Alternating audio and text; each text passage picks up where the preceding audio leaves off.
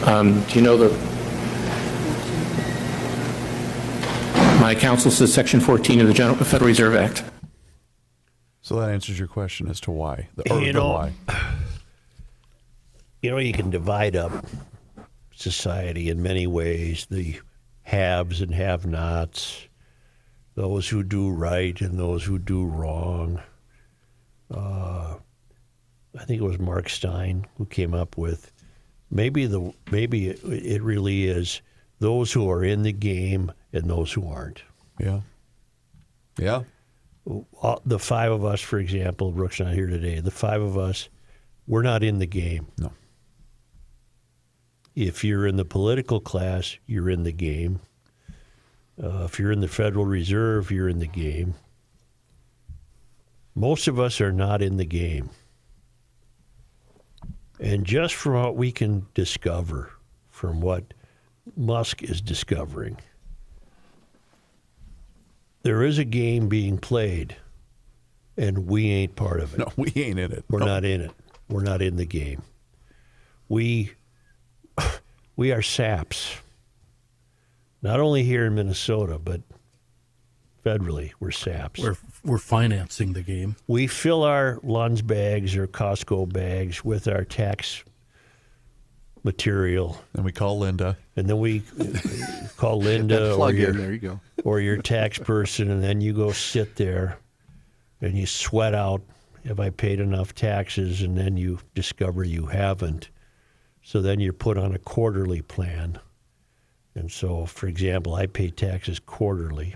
Never had to do that That's before. Nice of you. Yeah, Well, we don't have that, that's only done to avoid getting a one-time major league hit. So basically, to appease the people in the game, they've allowed me to spread out my payments, so I'm not getting hammered with just one bill on April 15th. I'm getting hammered 4 times a year to a lesser amount. Oh. So that on April 15th, I can delude myself that, it's not so bad. I only have to pay this much on this quarterly payment.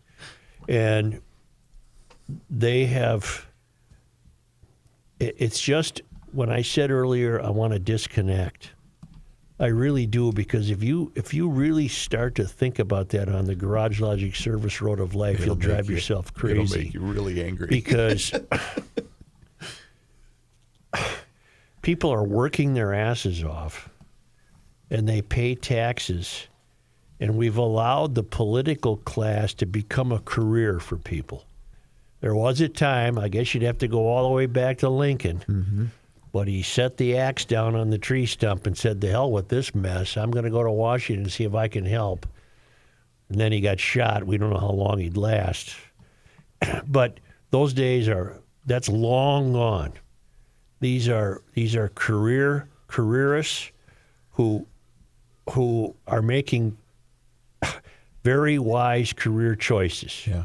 They're looking at a life of either selling insurance or being a school teacher or working in a hardware store or doing a podcast, and they say, "The hell with that.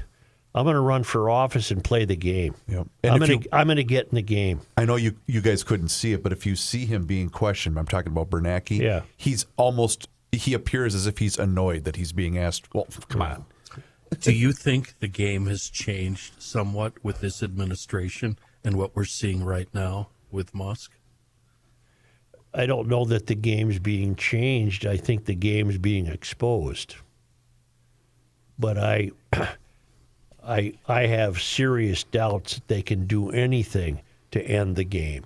The game is too powerful, too big, too important to too many people that not even this bull in a china shop Trump can end it successfully. What were you going to say, Johnny? If I could add some context to what you just played, Chris. Yes, sir. That was in 2009. I thought I said that. Okay, and Alan Grayson, and it was an answer basically to all the issues. Remember the financial meltdown with the banks? Sure. Yep. And that's why he was talking about the bank money. The congressman is Alan Grayson, who's a Democrat, who is questioning him because, remember the Democrats were on the opposite side of all the lending at that point.